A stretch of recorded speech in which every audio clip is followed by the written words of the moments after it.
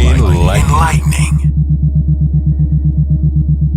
inspirational, powerfully refining, and unapologetically controversial. Conversations with the Royal Empress. The entire world knows the secret of who you are. Now is the time to step into your queendom and become the Royal Empress that you're meant to be. One woman at a time. Conversations with the Royal Empress. Now Akilah, she's the analytical Empress. Hakeemah, she's the Empress that will challenge you. Now, straighten up your crown and be elevated through conversations. Conversations with the Royal Empress.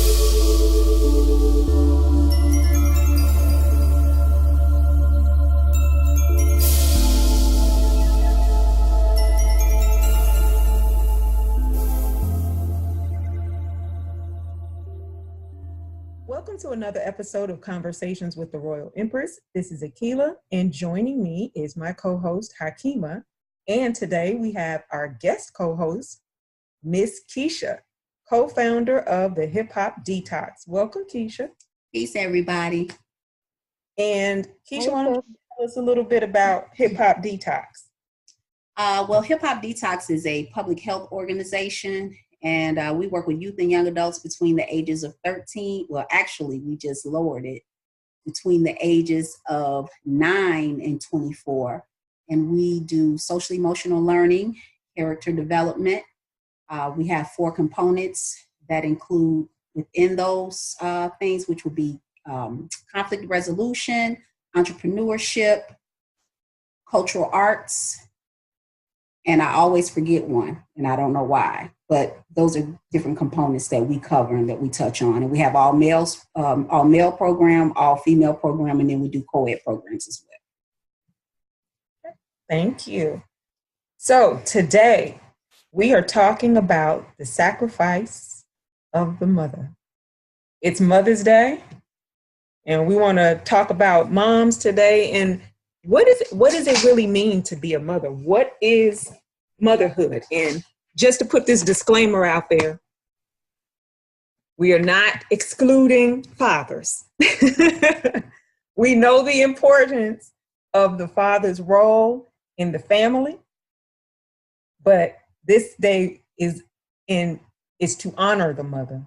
And so because it's Mother's Day and Mother's Day week, and we're honoring our mothers, we're going to talk about motherhood and the sacrifices that mothers make. And I guess we can get this party started. Right.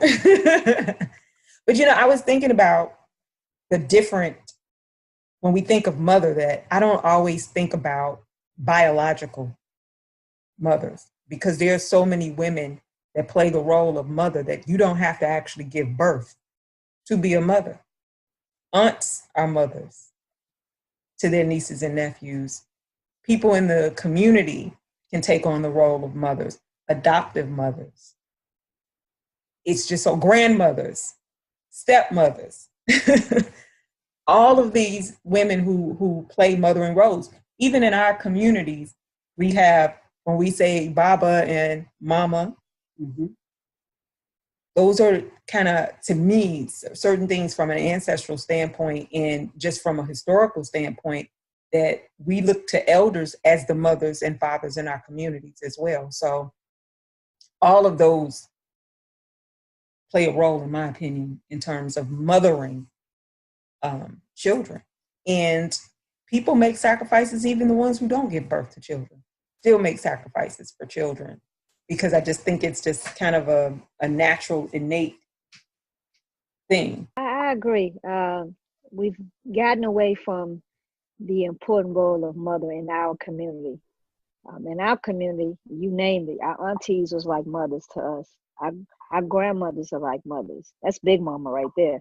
Mm-hmm. I mean, and the grandmother, just because it was your grandmother didn't mean it wasn't my grandmother too. It was Big Mama was Big Mama to everybody in the neighborhood. So if Big Mama said don't do that, It wasn't no, you ain't my mama and you ain't, it wasn't none of that. It was yes, ma'am. Because we knew Big Mama cared about us. We didn't like it. We went off stumping, but we appreciated because we knew if we went hungry, Big Mama had us. If we didn't have no shoes, Big Mama had us. So we've gotten away from the sense of community. And since we've gotten away from the sense of community, the value of mother has been lost as well. Yeah, I think so. I think what happens is in the communities where there's no common unity, we don't always share the same morals and values as our neighbor may sometimes in the communities that we're living in right now. So certain people may think or have their own way of thinking, their own set of values and morals. And if it's not in alignment, then that can also cause conflict, with that aspect of everybody's a mother in that community to those children in that village. That was interesting that you mentioned being in alignment with community and how people have gotten away from that. When the role of mother and father is understood, and they both understand that God is the head, then there's man, then there's woman, and there's child, understanding mother is the first teacher. When community is the focus, what you're supposed to do is align your ideology with that of community. And we've separated ourselves from community. We've separated ourselves from the wants and needs of our community. And that's the reason why our community is up in uproar like it is right now. And this is the reason why we have organizations like yours, Hip Hop Detoxx, to come in and fill the void of what the lack of mothering has done in our community. Absolutely. And, when we do our groups, that's definitely something that I've mentioned to my girls. I call them my girls. Every group of girls, they're all my girls. And that's right, Big Mama. And I always tell them, I say, I cannot replace your mother, but sometimes I have something that I can give that maybe your mom doesn't have to give right now for whatever the reason. And the same thing applies to my daughter as well. When she's a part of different programs and, with other women, they have an opportunity to pour into my daughter and draw out of my daughter as well. So, yeah. And I think we need to do more of that. I was telling Kesha about when you were over my house that time when I was trying to explain something to my son and he just wasn't getting it. And then you intervened and told him why. And he looked at me and said, well, why didn't you just say it like that? Oh, yeah, I remember that. Yeah. But the reality is that sometimes we have to realize that we have something that we can offer as mothers to other children. And when we are in alignment, then we know. You knew automatically, okay, he's not getting this. But it was the mother in you that came out and said, okay, my sister don't have this. Let me get her back. And let me explain to him why this is necessary. And so we have to be willing to do that. But I think sometimes we've gotten into this state of, you can't say nothing to my child. Mm-hmm. Don't talk to my child. Don't do this. And we're not talking about discipline in the sense of corporal punishment or anything like that. Exactly. But being able to aid each other in this journey of mothering is huge. And sometimes even you have to sacrifice your ego sometimes as a mother too. Mm. And that's because you want to be the only authority. And you don't want somebody else to give something to your child because you think somehow that lessens you. And it doesn't. Absolutely not. And it doesn't. That's the thing, even like with blended families nowadays. The mother doesn't really want the stepmother to say anything. Oh, this is my child, she can't say anything. But what if she has something good to give to that child? What if she has something nurturing, a sense of something that child needs, that child is lacking? Then allow her to mother. And she may create a scenario where that daughter or son, for that matter, can share, something that they may not feel so comfortable sharing with the biological parent. And it may be something that's very critical that needs to be shared so that they can learn and they can grow from it. But they may be afraid of how the biological parent may actually respond to that. So absolutely, you have to always be able to put your ego to the side so that, your child can benefit from someone else's wisdom as well. Yeah. And I do think it's total ego when we feel like we're the only source that has something to offer to our children. And sometimes there are people who make ultimate sacrifices. And I'll go here with adoptions because I work with a lot of people who adopt children, in the adoption field. And sometimes when mothers give their children up, it's a sacrifice. That's the ultimate sacrifice. And we're not talking about people who don't necessarily want their children. Right. But I will sacrifice to give my child better than what I can offer to my child. That's huge. Yeah. That's huge. Even in situations where it's a guardianship case, you know that you don't have your stuff together, but somebody can step in and give to that child something that you cannot give, or you have to just know your limitations sometimes. And I don't think it makes you a bad mother. Right. Because it's really a sacrifice, because you could just be selfish. I was going to say it's real selfless. It really is. It's very selfless to look at the needs of that child versus your own personal emotional needs at that particular point in time, and just look beyond that. That's a big deal. It really is. And people do, because sometimes we look at children as property. And objects, huh? And ownership. And don't get me wrong, they are our responsibilities. I don't want it to come across in that manner, but they deserve things.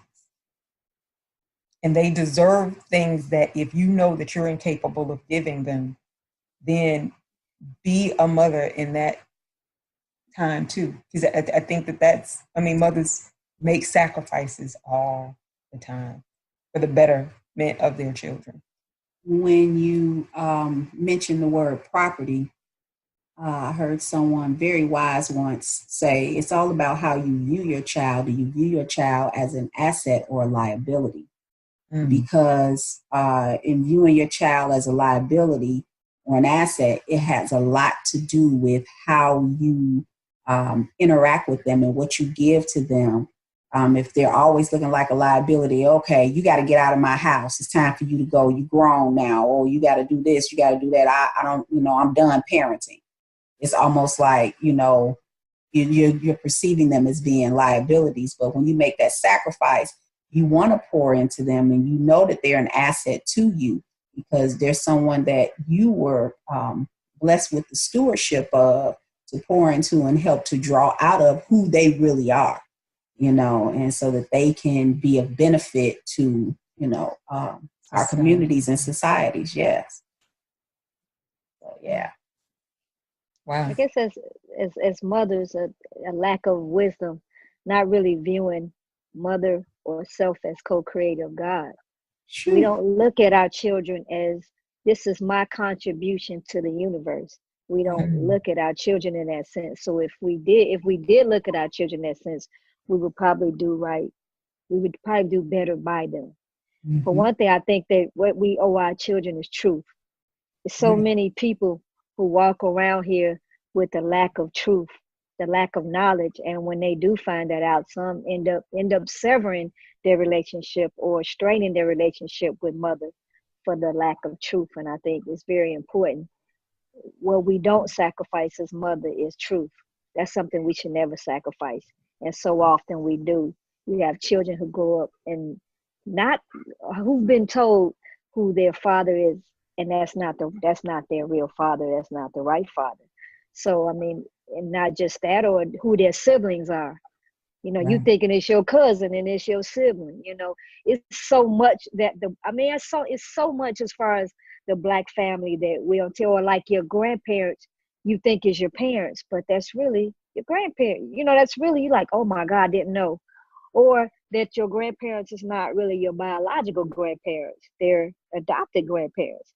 So it's like it's so much that we don't really we have from our children, feeling that they're not ready for the truth. And yeah, it is a time for a child to be ready for truth, but at the same time, that child deserves truth.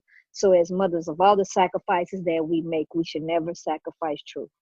Yeah, I can understand that, but I also believe that yeah, there is a time and place for certain aspects of the truth, depending on what you're Right, talking about.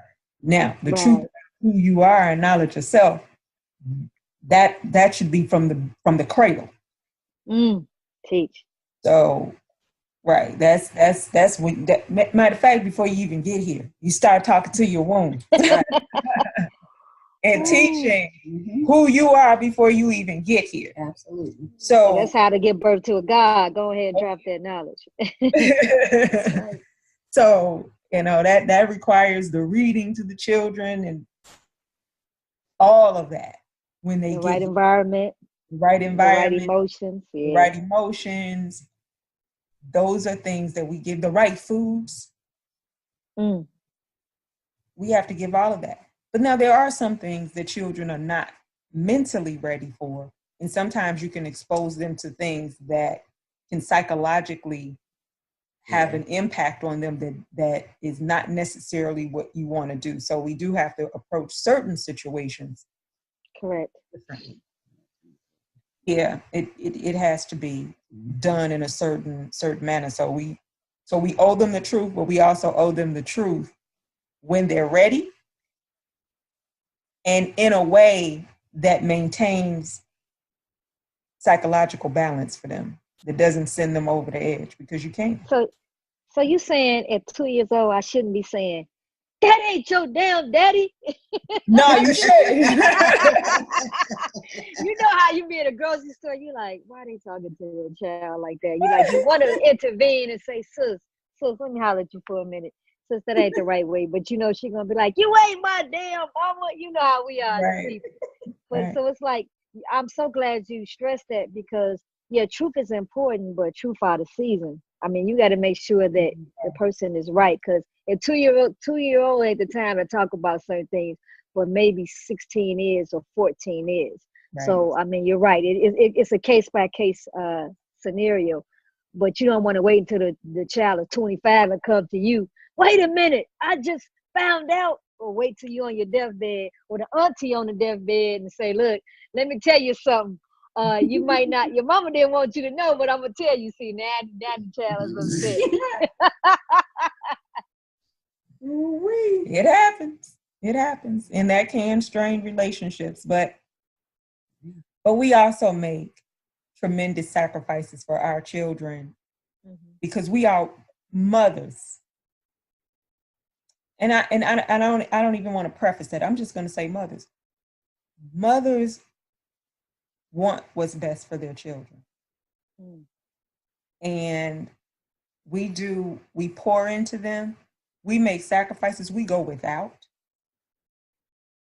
just so that they can have what it is we feel like they need to succeed in this world.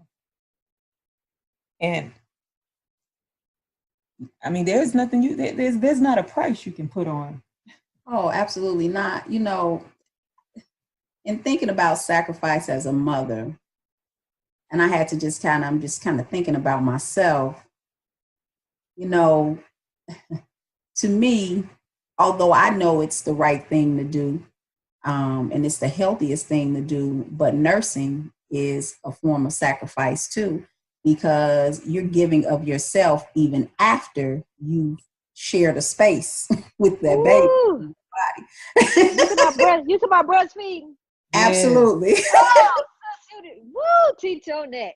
Because, you know, some people, they don't want to take the time to pump. They don't want to take the time to go through the pain of latching on. They don't want to go through that process. But it's a sacrifice for a greater good. you know, and it's not permanent, so to speak, from the perspective of you're going to be doing this forever. However, for that period of time, that's a small sacrifice for a great benefit. And a lot of people don't perceive it that way, you know, and some people, they kind of, they don't get it. They just, you know, they look beyond that and say, no, we're just going to do formula and we're just going to do a bottle. And I'm not knocking it. I'm just saying for myself personally, that was my choice and that was my sacrifice with both of my children. Yeah. I think it was important too. And then there's some people who supplement with, you know, with regular milk or whatever. And, you know, they say that any amount of breast milk is better than never having nothing at all. So even if they nurse for one day, that's right. That's better than never having nursed at all. But it is a tremendous undertaking. And it is a sacrifice. But it's a sacrifice for a greater good. The health of your child. That's right. And giving them the best thing that they could possibly have. And so many women do it. But again, it's not a knock to those because some physically can't. Cannot. That's right. So there are people who absolutely cannot do it. And, you know, but there are also women, when we think about that sacrifice too, there are women who can't nurse, but they'll go and they'll get, what is that called when they get milk from other places? Like the donated milk. You mean when the women pump the breast milk for them? Is that what you're talking about? Yeah, they have that exchange now. Yes, they do. I can't think of that term. I can't think of that term. But I know that there are people who get milk from other women.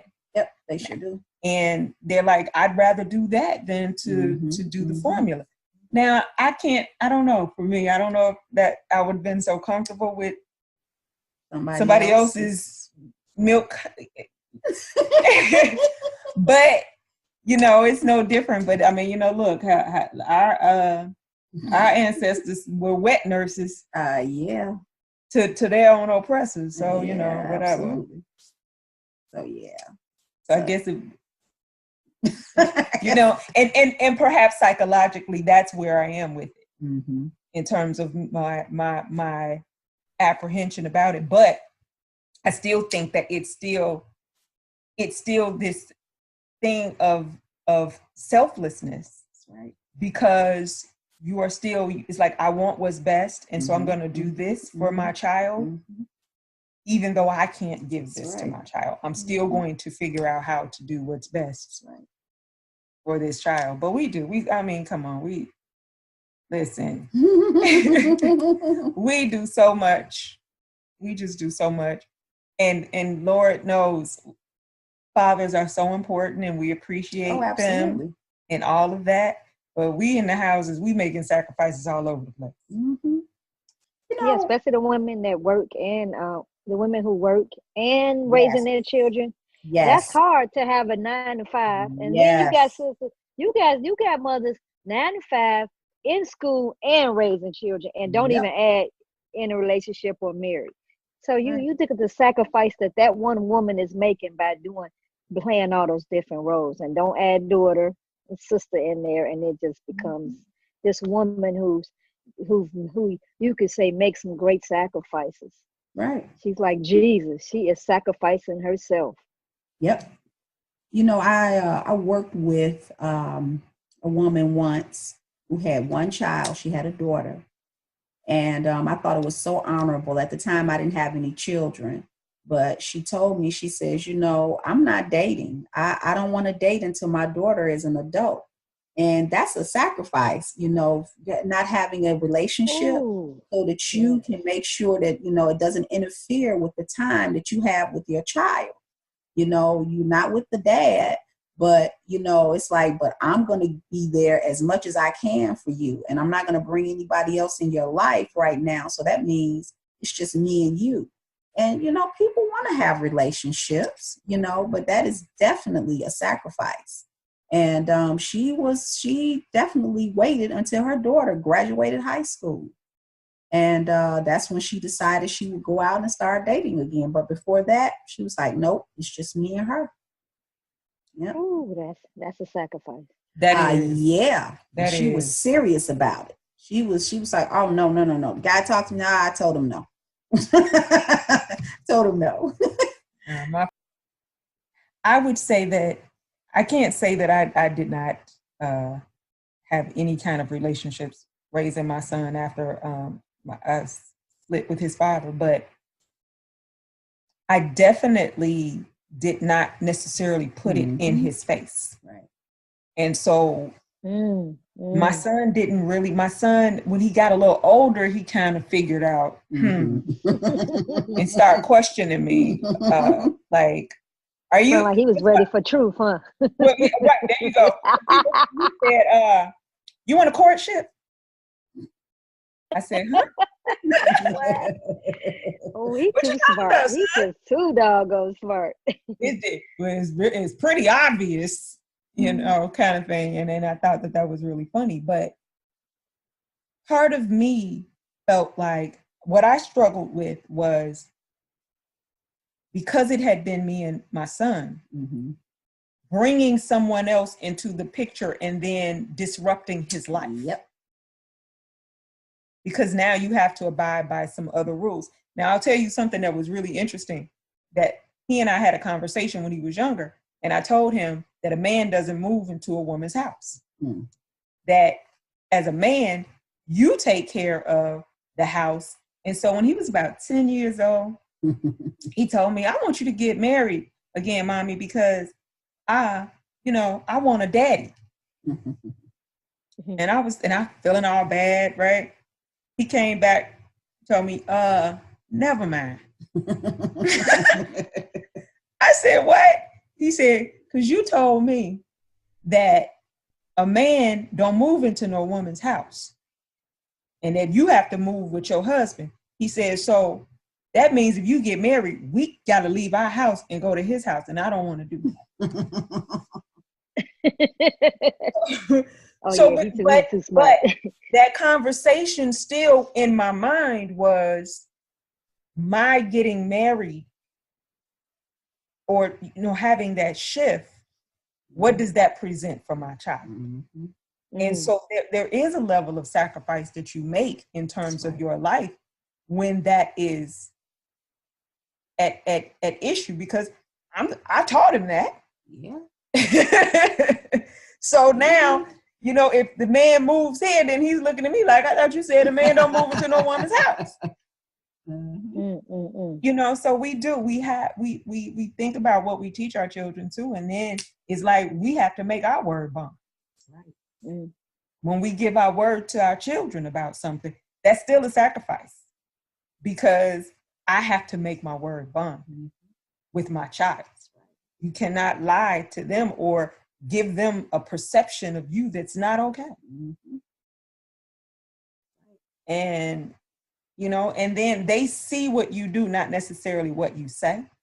And so if you want your children to behave in a certain manner, then what you put in their face has more bearing on them probably than what you say, at least immediately. They might, as they get older, think about, okay, well, she said this and that makes sense. But if you're saying one thing and living another way, right? What do we expect from our children? That's so true. We have to also be mindful of who we put in our children's face. You mentioned, right, we have to be skillful with, and then for a woman who has children, like you want to be mindful. You just can't have different men in the house. And so often, so many women sacrifice their children for love, but you're putting your children in harm's way. Yeah.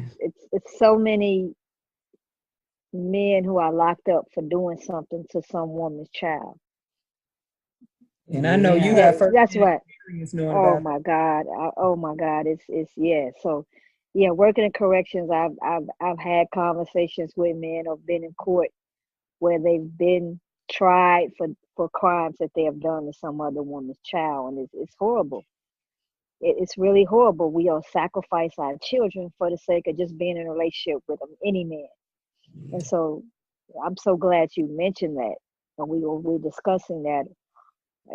in this topic, that you have to be careful with who you bring your children around, and don't sacrifice your children for a relationship. You can't, because now you will have children that hate mother.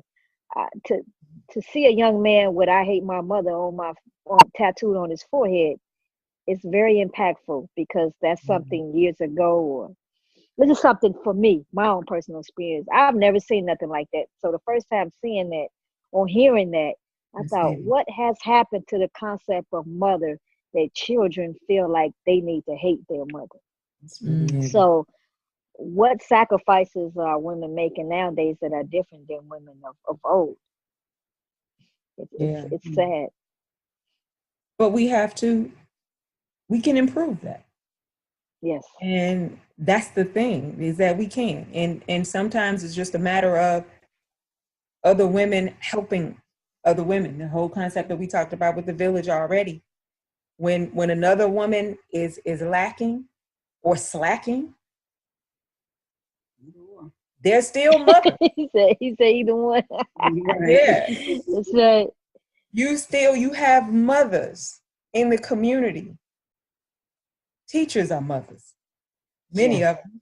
Yeah, tell me about it. I taught for almost 15 years. I had a lot of babies there too. You know, you got kids everywhere. I know, right? Everywhere. Let me correct myself. I hate to say children. I hate to say, let me correct myself. I hate to say kids. I mean children. Sorry. Oh, no, we ain't got no baby goats around here. Right. My husband always correct me on that. But yeah, how many teachers do you hear talking about their babies? My babies. Oh, my babies are coming back to see me. There's a partnership there. And granted, now we know now, let's be realistic. Now we know everybody don't have that maternal instinct. Right. I know I did when I So some of these folks in the village can't mother our children. Now we got that part. So they have a different role, sis. Maybe they're just there to protect. They're probably a protector. They make sure that nothing harms the baby, but they may not be there to help raise the baby. Well, they're just nurture, just a very nurture. There you go. Aspect. Right. But there are, and so there's so many different aspects. And so I guess my thing is that regardless, if we think that a mother is not a great mother or example, then what is it that we as women can do to support children? We still owe it to these children to mother them properly. Mother them. And that doesn't mean to go in and tell somebody your mama ain't so and so. Your mama crazy. Your mama ain't this, your mama ain't that. You don't do that. But you look for that lack.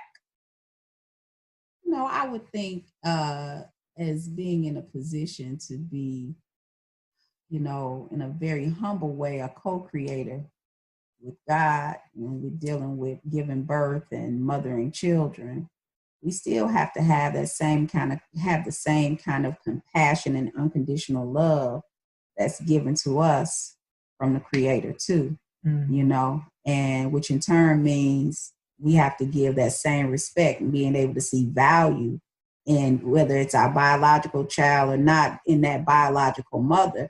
There's still value in her, whether or not she's totally on point or not with mothering. And that's a judgment call, Yeah. It's a judgment call. Except for blatant. Right, exactly. Exactly. There's some stuff, trust me, the stuff that I see in what's right is right and what's wrong is wrong. Right. No, absolutely. So that's something that, we must keep in mind as well in having this position of mother.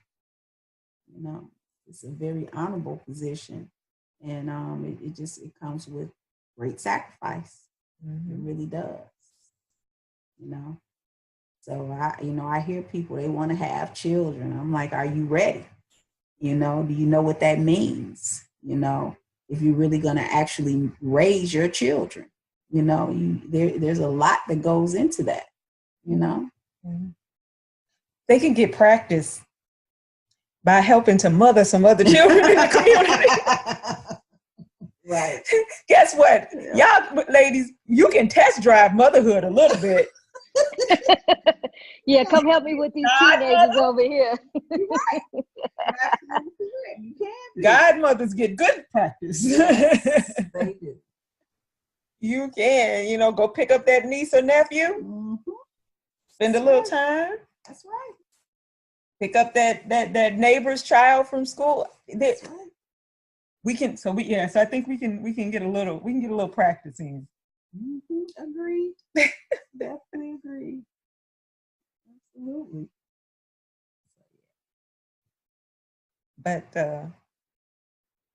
I think though, one of the things we have to look at too is that the impact of children who are motherless. Mm-hmm. And I think about that song, Sometimes I Feel Like a Motherless Child. And what does that feel like? I mean, I think even when you can have a song like that, it really tells you the important function of a mother in the community and the role that she plays and who she really is.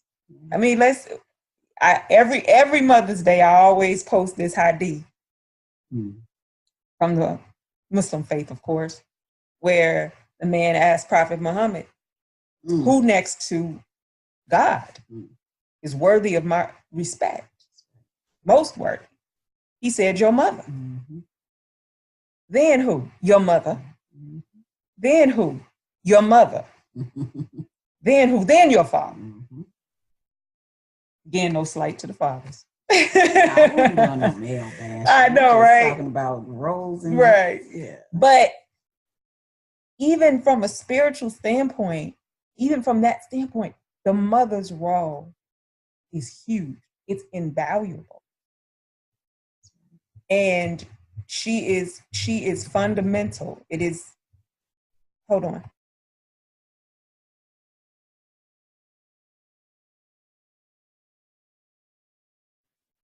He had a little car banging outside. I had to put it on mute.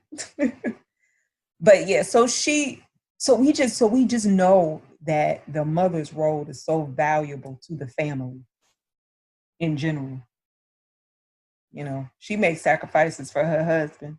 She makes sacrifices for everybody. Right. And the children. Right. And it's just so funny because I've been seeing all of these different postings and I'm like, why am I seeing all these posts? But then I realized, okay, Mother's Day. This is why we're starting to see all of that's true. posts out there because somebody put up a post that a woman is supposed to give her man a plate before the children, and people were going off. And I started laughing at them. But I think that's a very old school. Yeah, that's old school. Thing. And that I grew up that way. There's something to that, though. There's a reason for that. It's not just, I think that the man is better than the children. There was something culturally behind that. Well, it was that during those times, the man was the provider. Yep. Yeah. And he worked like 16 hours a day. Yeah, she wasn't working. She was just at home with the children. And so she had to make sure that he was able to get out and keep bringing that food in the house. That's right. So that's why he got the big piece of chicken. When you think about it, if you got small children and the woman, they ain't gonna eat as much as she gonna eat anyway. So it's not like he's eating up all the food from them. Right. Oh no. Right. But some people feel he like paid for it anyway. Back in them days, he'd only provided. Right. He paid for it anyway. But I guess today, looking at it from this standpoint, today is that everybody in the house is the mother and the father are usually working, and so it's like, well, what's the point? And I think I think it's how you're raised. Yes. And I don't think that it's a matter of feeding the man before the child. I fix everybody's plate. So as I'm fixing plates, I'm grabbing.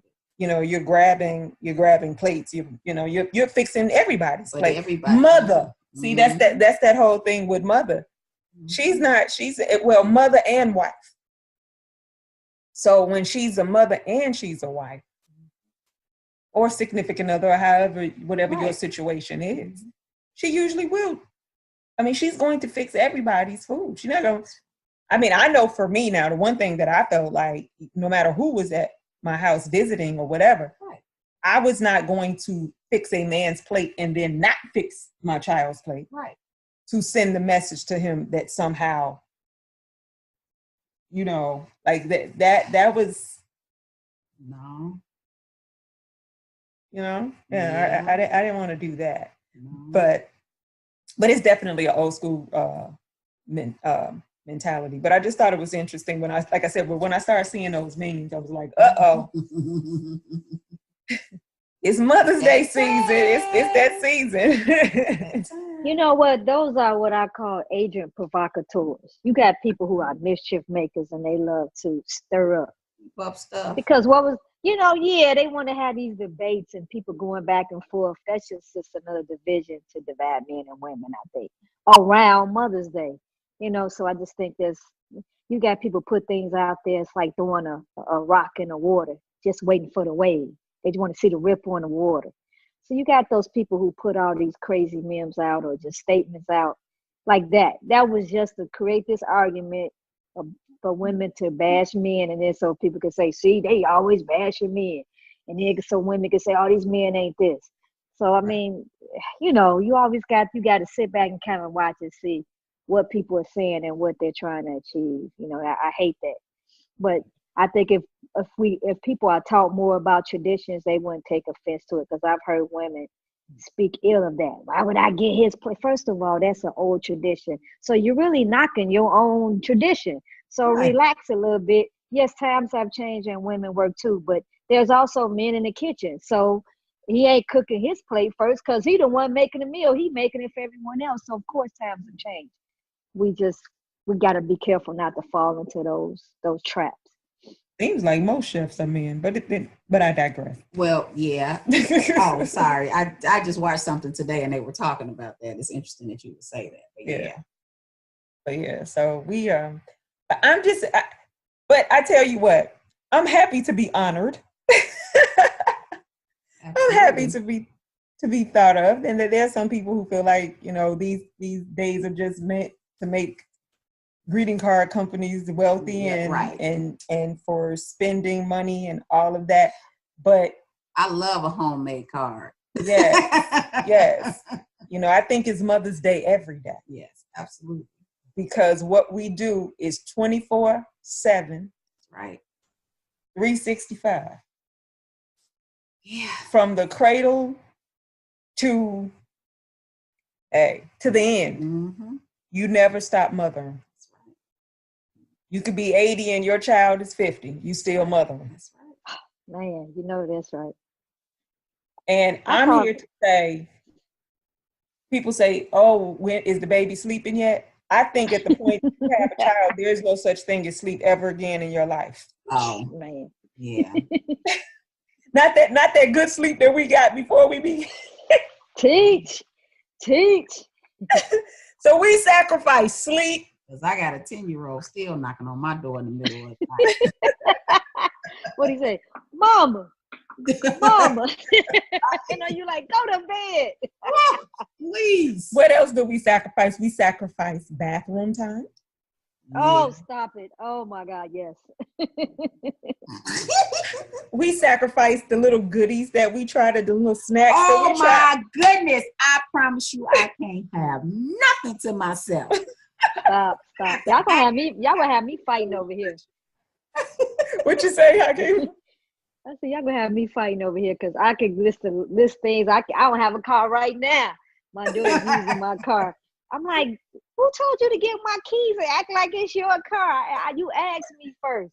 Then I can't have grape juice in the refrigerator because it's always gone. I can't have nothing. I'm telling you, boy. And it just seems like your food just seems to taste better to children. Clearly. They could have the same thing on their plate. Absolutely. They want to eat yours. I know we're joking, but those are still some sacrifices, man. Like, it is a sacrifice.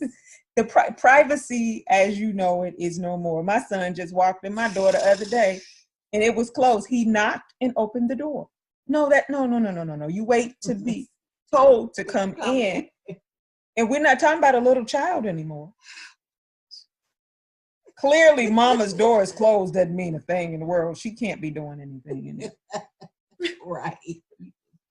You're just mama. Oh, you ain't lying there. You right. Mama, you ain't doing nothing. Oh, okay.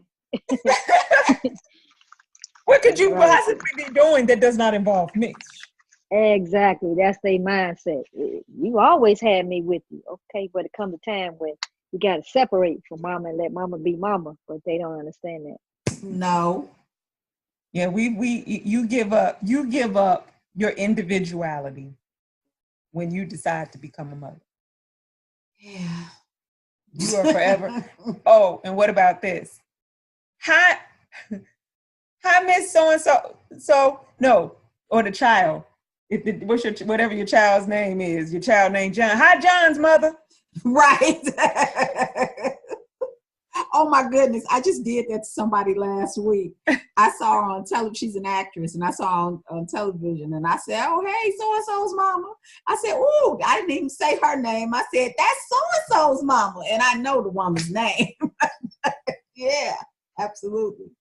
Yes. Absolutely. We start getting identified as somebody's mother. Mama. Mm-hmm.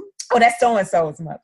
And I told her, I said that, and she says, yeah, that seems to be what's happening to me a lot these days. The girl, she's an actress now too, so it's like her mom. So she's she's being seen as now the mama.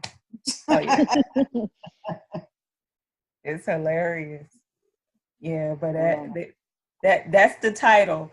And being a store, and you hear mama, everybody Oh my God, stop it. Yes. Every moment turn around. Right.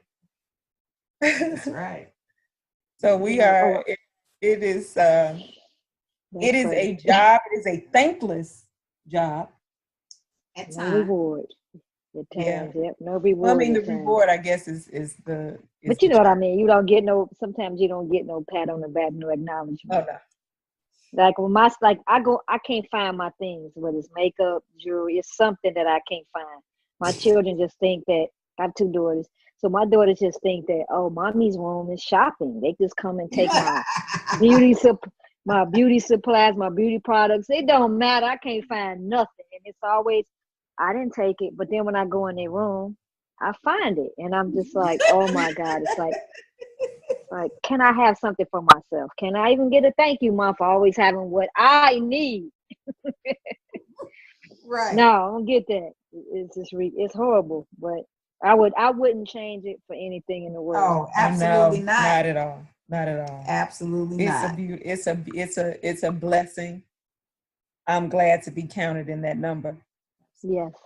And I am also grateful to all of the other mothers who help and support us all. That we are a support system for one another.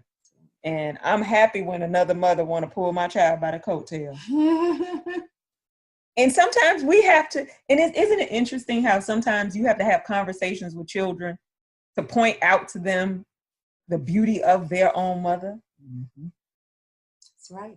And sometimes they can see it when they're with other children. So if they see another child behaving in a certain manner, I remember when Kesha's children was here one time, and my son was saying something back, and her daughter says, "You're not listening to your mother." No, that's funny. That's funny. But I'm sure she talking back to her mom at home too. Exactly. Yeah. But she wanted to let my son know. That's right. Why are you talking to your mother? Like, that's your mother. Yeah, they all get beside themselves sometimes. It's nice to have one of their peers to correct them. Yes. But then I wonder if when they do that, it reminds them too. Absolutely. of the behavior that they display with their own Mm-hmm. mother, because now they can see, this must be what mom was talking about, because I'm seeing this other child doing this with their mother. So sometimes even the children have to teach each other. Happy Mother's Day. Happy Mother's Day. Happy Any Mother's Day. challenges for the mamas?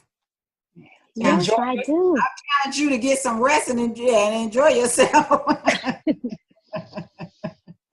Take a week off. Oh, good luck on that. See how the family functions if you resting for a week. Man, everything was shut down. Yep. They can't find nothing. They can't do nothing. They look at you like, well, what I'm gonna do? Ain't nobody gonna eat. Ain't nobody gonna be able to wash no clothes. Ain't nobody gonna be able to do nothing. They can't think. They don't know where anything is. Nothing. And they put it there, and they asking me, where is it? Come on now. Okay, so yeah, that's the challenge. One of the challenges I would say is let's look at our mother in a more spiritual way, and let's not be so as judgmental.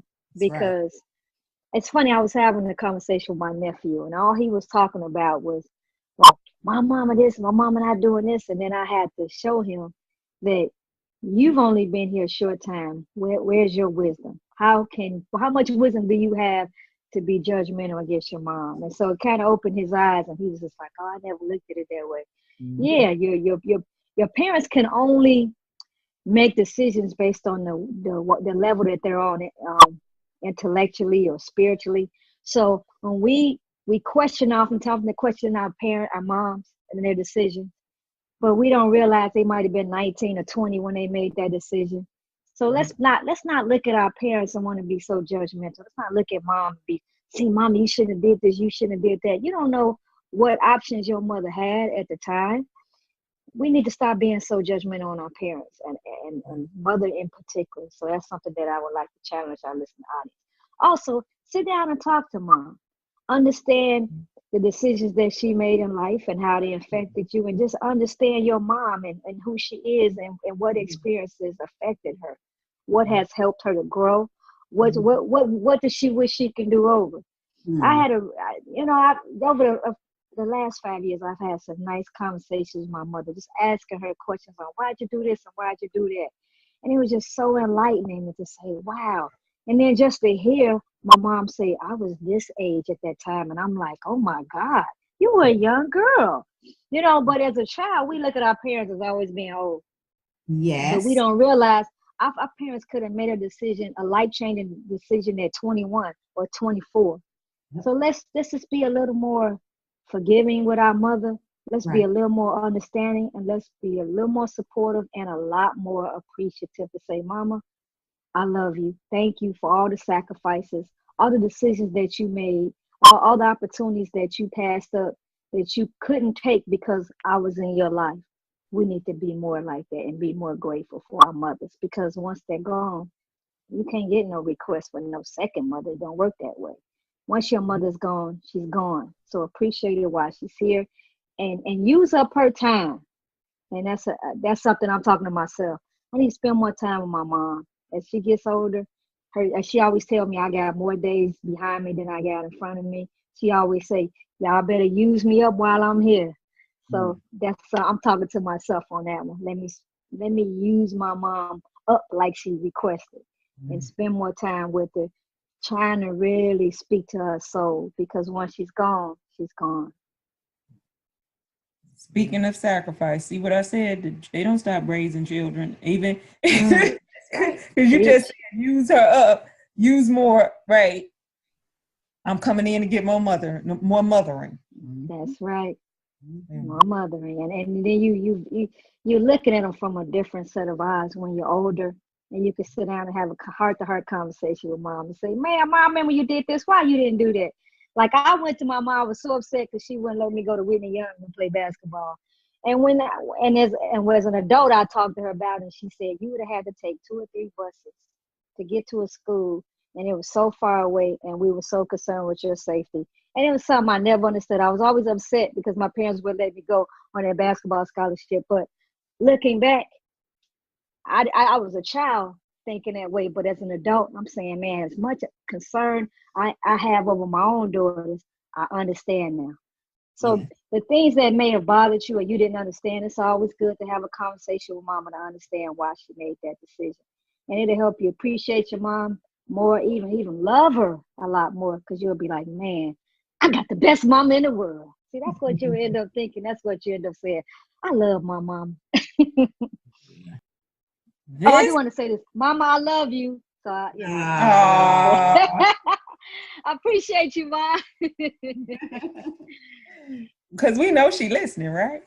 Yes, Mama be listening because she be talking about, you cuss too much. I said, Mom, when did I say a cuss word? I'm telling you, You they said hell and damn. listen. I said, Ma, hell and damn is not a bad word. Yes, it is. I said, yes, ma'am. So I can't say hell. When I was little, shut up was a bad word. So I mean, hey. You don't So say Mama, nothing. I'm not gonna cuss as much. Hold on, wait, because we already know Mama's mama everybody. So she, right. She said, y'all stop all that cussing. So we can't say what the hell they talking about, because see, that's a cuss word to Mama. So she gonna be talking. Didn't I tell y'all to stop all that cussing? Oh, that is funny. Well, this has been fun. We want to thank everyone for joining us for another episode of Conversations with the Royal Empress, and we will see you next week.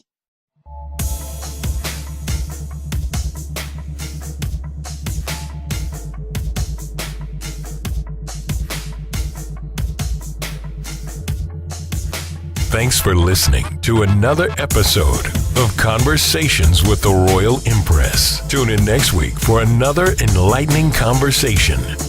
For more information on the Royal Empress, please visit the website royalempress.org. You can also follow the Royal Empress on Facebook, Instagram, and Twitter. Conversations with the Royal Empress is a subsidiary of the Royal Empress organization. All rights reserved.